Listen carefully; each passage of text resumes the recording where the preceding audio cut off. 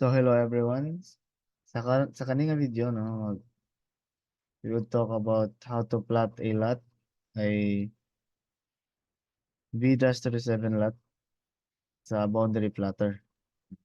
So first step, magpili tag uh, V-37. Dapat naka-BL form siya no.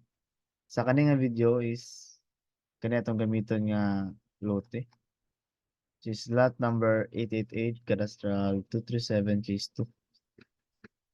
So the next step is to open a boundary plotter. Ano si password? Ang password ani guys kay butangan ako sa description sa ubos. No?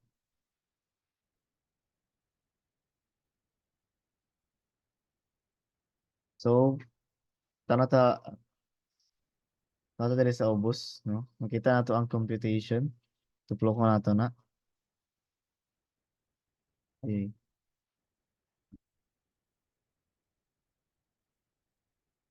So, diri sa computation, makita nato sa taas number of corners, no? So, ato sang iapon kung pila ka corners ang atong lote. Naa din ikan sa tie line antod sa last niya nga kaan is nasa 8 corners. So ibutang ato dali sa number of corners is 8. Dayon, pag-abot na dani, makita nimo ning yellow line, mo na siya nag-indicate sa iyang direction. Nasa specific na imong ibutang kay dili man siya pwede nga for example, ah dili siya pwede nga north 64-005 is something nga na. So dili siya pwede na siya naka-indicate which is kani. Mag-refer lang ta ani. So if ever ang bearing is naka northeast, like for example, so sa tie line, no, gikan sa tie line padulong sa corner 1, naka northeast siya, north 64-45 east. So meaning naa siya dani dapit nga side. So kung nasa na rin nga side, atong ibutang sa katong nga row is number 9. So if ever ang imong bearing is at naka northwest, which is dari siya nga side, no? Butang ato number 7. So on and so forth. So mag-matter lang ta ni based lang ta ni nga reference.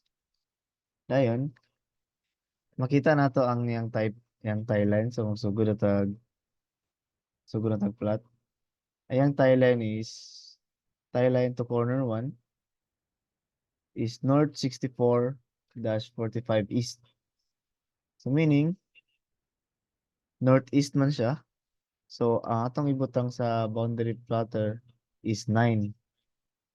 Kanin sa yellow lang ko. Okay, so naka-9 na siya. Ang ubos ana is mao ang iyang bearing. So sa iyang bearing dili na to ibutang apel ang dash no. So iya lang number. Like dani naka north 64-45 east man siya.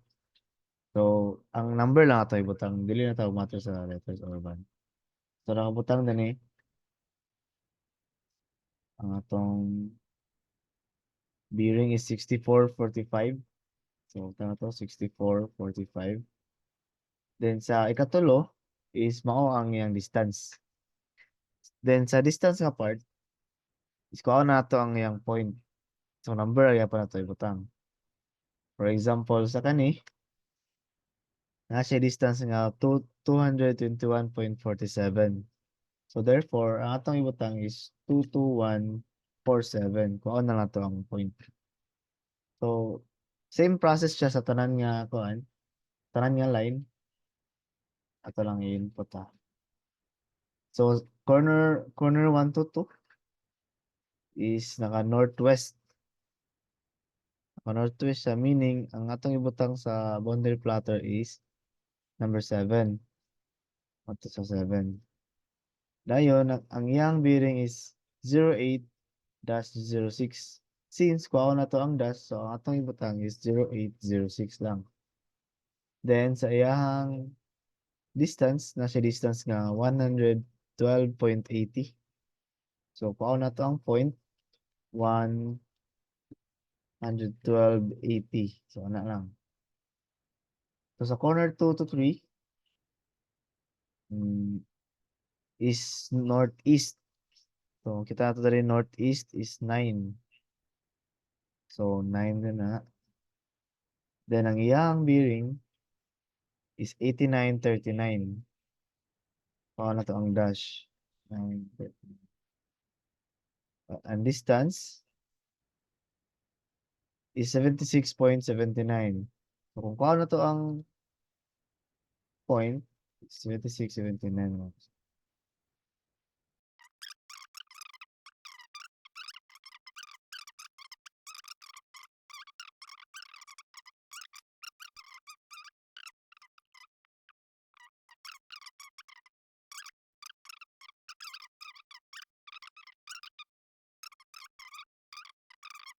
So ang kaning line 8 to 1 pwede na siya diri nga 8 to 9 kay same ra man gyapon siya.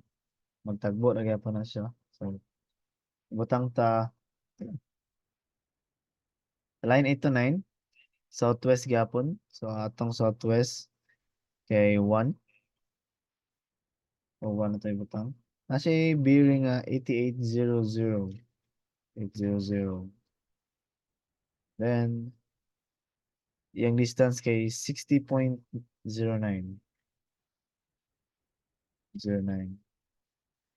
So, mana to plot ani sa yung mga technical description. Tara ta diri sa ubos, makita na to ADJ data, no? Ato ni siyang tuplokon. Then makita rin nato kaning data. So ato ni siya i-drag, i-copy. Then ato ta sa atong AutoCAD. Open mo sa yung AutoCAD. So start lang ta, open tag new file.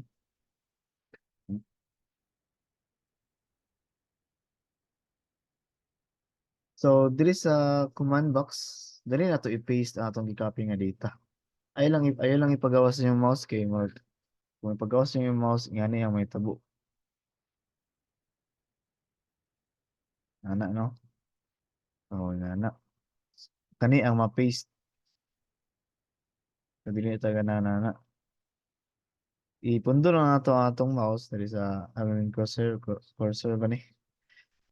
Diri sa command box. Then atong i-paste control V. Na zoom out lang ta, no? Ah, itong pangitaan ko asa siya nabutang. Okay, so mga ni. So na to. Balik ko sa to. So, mo ni siya ang labas din. After that, kuha na to ang yang technical description. Tanaw na to sa V-37 kung asa gikan ang iyang point 1 para makuha na to. So na gani. Okay. Ato lang natin man-an. Dayon, balik ta sa atong AutoCAD. Type ta sa command box upload. So pag type nimo upload, enter. Then kani din magawas. Ato lang dahil tuklo ko ng Rory, kaning file nga Rory VF. By the way, ang kaning Rory VF o ang Excel file, ako na siyang ibutang sa description sa ubos. Ma-download ra ninyo siya. So, tuklo ko din natong load. Then, close. Okay, so, we have to select this lot. Tuklo ko nato ang lot. Then, type tag TD. Type tag points. No? So, click lang nato ang yung mga corners.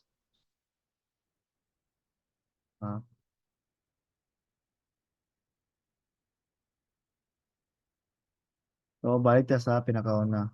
Which is mao yung endpoint na yan. So, space lang ta or enter. Annotate the traverse, yes. Then, specify na itong height sa annotation. Tana ta darig 2.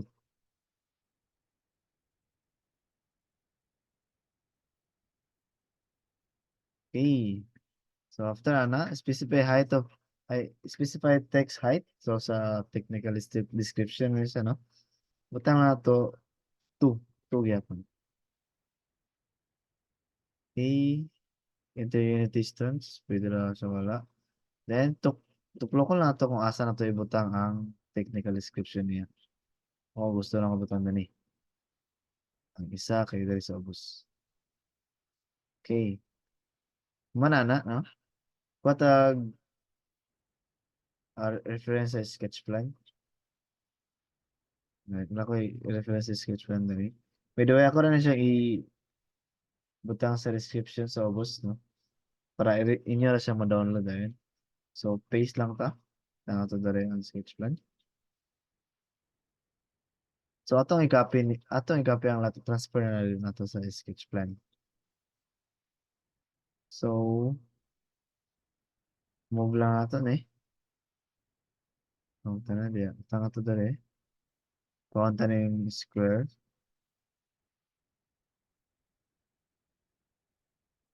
Yung technical description. Tanga to yung pundan eh. Okay. Together ang yung northing easting niya. Move.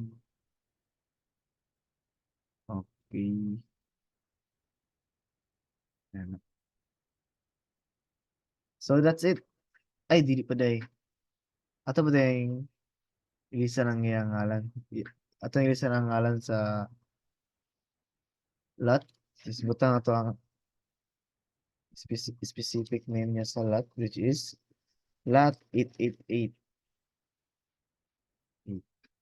Then, ang iyang kanato sa iyang V-37. Yung survey number kay CAD 237 case 2. So, CAD 237 case 2. Input po na to ang iyang name. Name sa claimant is Clemente Pabualan. Mga butang ito doon eh. It should be capital. Pabualan. A. Next, ang iyang location. Yung location is Lapasan, Cagayan de Oro, Misamis Oriental. So, Lapasan. Okay. Okay na. So, kato lang. And that's it. Nahuman na ito plot ang ato ang lot nga napili. Using boundary plotter na Excel lang. No? Then, i-transfer pa kita siya sa sketch plan. So, that's all for this video. Thank you for watching, guys. By the way, ang boundary plotter, ang Rory VF, together with this sketch plan, no, butang lang ako sa description sa ubos. So, para pwede na ninyo ma-download. So, thank you guys for watching.